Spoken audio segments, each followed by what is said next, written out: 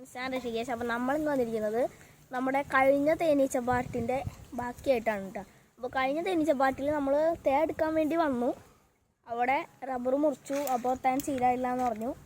അത് സീലാവാത്തതുകൊണ്ട് നമ്മൾ എടുത്തില്ല. അപ്പോൾ ഞാൻ റബ്ബർ മുറിച്ചോടത്ത് മാത്രമല്ല, ഇപ്പോൾ എല്ലായിടത്തും തേൻ വരവ് കുറഞ്ഞു തുടങ്ങി. തേൻ സീസൺ കഴിയാറായി തുടങ്ങി.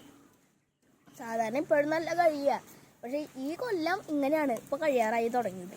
അതുകൊണ്ട് നമ്മളിപ്പോൾ തേ എടുക്കാൻ വന്നിക്കുകയാണ്. ഇത് നമ്മുടെ മൂന്നാമത്തെ തവണയാണ്. അപ്പോൾ നമ്മൾ രണ്ട് സൂപ്പർ വെച്ചിട്ടുണ്ട്. ഇത് ബ്രൂട്ട് ചാമറാണ് കേട്ടോ. ഇതിൻ്റെ ഉള്ളിലാണ് അവരുടെ മുട്ട, പുഴു, അതേപോലെ തന്നെ റാണി മുട്ട ഇട്ടിട്ട് ലാർവയാക്കണതൊക്കെ ഈ ഒരു ഇതിലാണ്. ഈ സൂപ്പർ എന്ന് വെച്ചാൽ തേൻ നിറയ്ക്കണ സൂപ്പറാണ് ഈ രണ്ടെണ്ണം. ഈ സൂപ്പറിലാണ് കുറച്ചും കൂടി ഉണ്ടാവുക. ഈ സൂപ്പറിൽ അതിനേക്കാൾ കുറച്ചുകൂടി കുറവാകും. കാരണം ഈ സൂപ്പറാണ് നമ്മൾ ആദ്യം വെക്കുക. ഇതിൽ തേൻ നിറയുമ്പോഴാണ് നമ്മൾ ആദ്യത്തെ സൂപ്പർ വയ്ക്കുക. അപ്പോൾ ഇത് വെച്ചപ്പോഴേക്കും സാധാരണ ഇതിനേക്കാൾ കൂടാറുണ്ട് സൂപ്പറുകൾ. പക്ഷേ ഇത് വെച്ചപ്പോഴേക്കും ഈ കാലത്തെ തേൻ കഴിഞ്ഞു. സോ നമുക്ക് ഇനി സൂപ്പർ വെക്കേണ്ട ആവശ്യമില്ല. അപ്പോൾ എന്തായാലും വീഡിയോ ഇഷ്ടപ്പെട്ടാൽ ലൈക്ക് ചെയ്യുക, ഷെയർ ചെയ്യുക, സബ്സ്ക്രൈബ് ചെയ്യുക.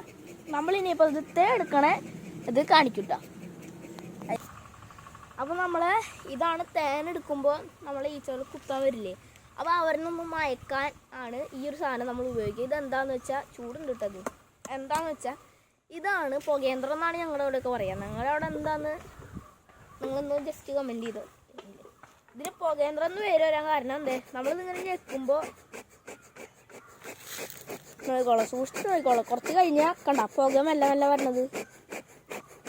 തേനീച്ചകൾക്ക് പുക അവരുടെ മേത്ത് തട്ടിക്കഴിഞ്ഞാൽ അല്ലെങ്കിൽ എവിടെയെങ്കിലും തട്ടിക്കഴിഞ്ഞാൽ അവർക്കതൊരു അസ്വസ്ഥതയാവും. പിന്നെ ചെറിയൊരു മന്നപ്പ് പോലെയാവും. എന്നുവെച്ചാൽ ഒരു കുറേ പഞ്ചസാര വെള്ളം കുടിച്ചാൽ നമുക്കൊരു മന്നപ്പ് പോലെ ആവില്ല, അതേപോലെയും അവർക്ക് ഇതടിച്ചാൽ. അപ്പോൾ അവിടെ കുത്താനുള്ള ഒരു ടെൻഡൻസി അവരുടെ കൂടി കുറയും.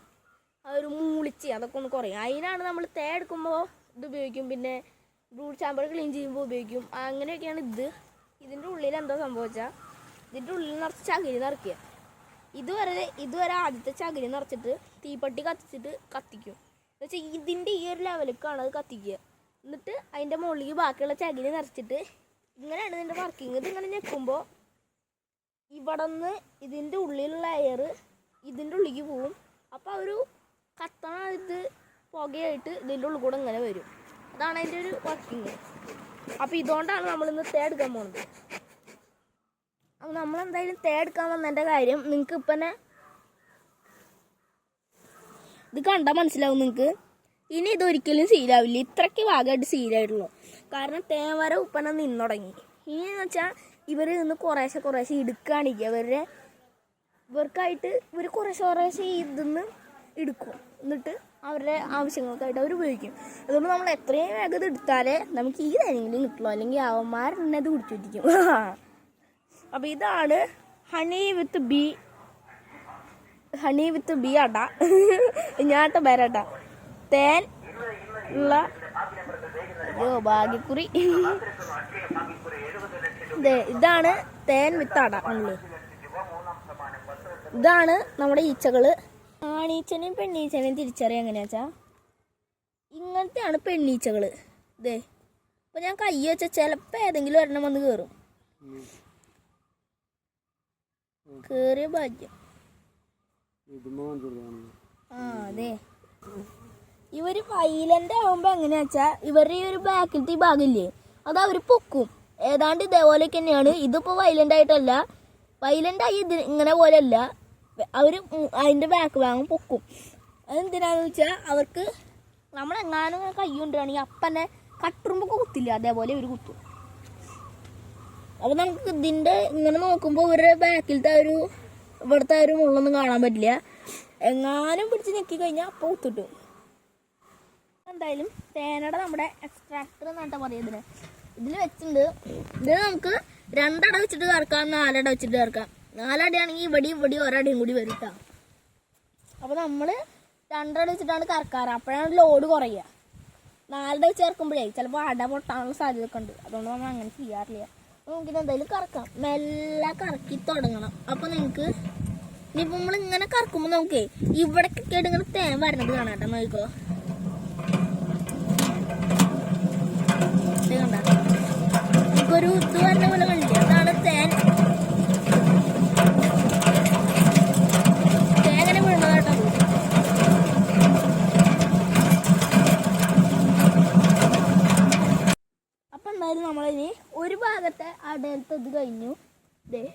നമ്മൾ എടുത്ത് കാണിച്ചു തരാം കേട്ടോ. അത് ഇതുണ്ടല്ലേ, ഇവിടുത്തെ തേൻ ഫുള്ള് പോയിട്ടുണ്ട് കേട്ടോ.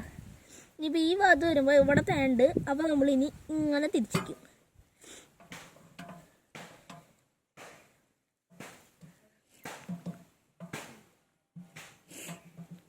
വളരെ സൂക്ഷിച്ചും കണ്ടും വേണം ഈ പരിപാടി ചെയ്യാൻ. വേഗം ചെയ്ത് കഴിഞ്ഞാൽ അട വീണ് കഴിഞ്ഞാൽ പോയി. ആ അട പൊട്ടിക്കഴിഞ്ഞാൽ കഴിഞ്ഞു കഥ, പിന്നെ പറഞ്ഞിട്ട് കാര്യമില്ല. നമ്മൾ നമ്മുടെ ആദ്യത്തെ രണ്ടട തന്നെ തിരിച്ച് വെച്ചിട്ട് കറക്കാൻ പോകാം കേട്ടോ.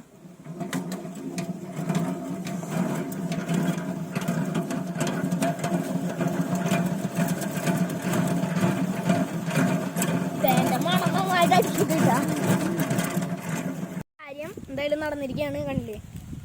ഇതിപ്പോൾ നമ്മൾ 2 കുപ്പിയിലാക്കിയത് മാത്രമേ കാണിക്കണുള്ളൂ. ഇനിയും കുറേ കുപ്പിയിലാക്കാണ്ട്. അപ്പോൾ നമ്മൾ ഇത് കാണിക്കാന്ന് വെച്ചാൽ ഇത് അരയുടെ കുപ്പിയാണ്. 2 എണ്ണത്തിലൊന്നും അറിഞ്ഞു വെച്ചിട്ടില്ലേ നമ്മൾ, കണ്ടില്ലേ.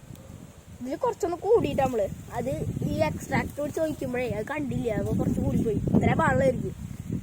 അപ്പോൾ എന്തായാലും ഈ വീഡിയോ ഇഷ്ടപ്പെട്ടാൽ ലൈക്ക് ചെയ്യുക, ഷെയർ ചെയ്യുക, സബ്സ്ക്രൈബ് ചെയ്യുക, ബെല്ലൈക്കൻ അമർത്തുക. ഇനിയും ഇതുപോലുള്ള വീഡിയോസിനായിട്ട് കാത്തിരിക്കുക.